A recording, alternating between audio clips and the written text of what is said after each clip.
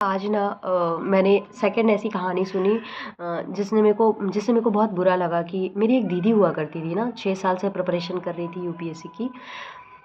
उनका नहीं हुआ और वो अब क्विट कर रही हैं और उन्होंने क्विट करा और वो जो हालत है ना उनकी, वो जिस तरीके से खुद को एक्सप्रेस कर रही थी, रो रही थी और बहुत ज़्यादा बहुत पुरानी चीज़ें हैं। क्विट करना आसान नहीं होता, चीज़ों को छोड़ना आसान नहीं होता, चाहे वो रिलेशन में हो, चाहे बुक से रिलेशन हो या चाहे किसी और से रिलेशन हो।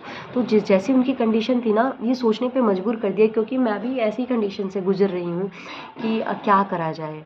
इफ़ इन केस सिलेक्शन नहीं होगा तो लाइफ में आप क्या करोगे, क्योंकि कोई स्किल्स नहीं है और कोई ऐसी प्रिपरेशन भी नहीं है कि अगर ये नहीं तो ये सही, ऐसा कुछ भी नहीं है।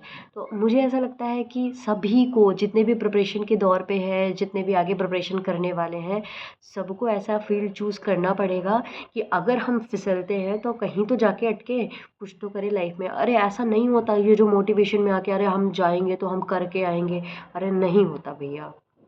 कभी लक काम नहीं करता और कभी आपकी जो मेहनत है वो बेकार चली जाती है।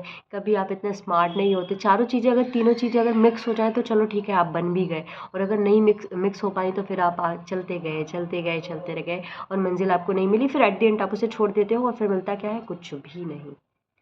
तो इतना सब कुछ बड़बड़ करने का मतलब ही यही है कि ऑप्शन भी प्रिपेयर करके रहना पड़ेगा सबको, जितने भी प्रिपरेशन के दौर पे हैं, जितने भी प्रिपरेशन करेंगे, क्योंकि कोई छोटी चीज़ नहीं है, ये बहुत बड़ी चीज़ है।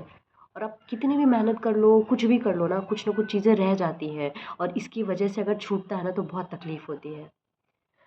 मैं यही कहूँगी कि ऑप्शन भी सभी को लेके चलना चाहिए।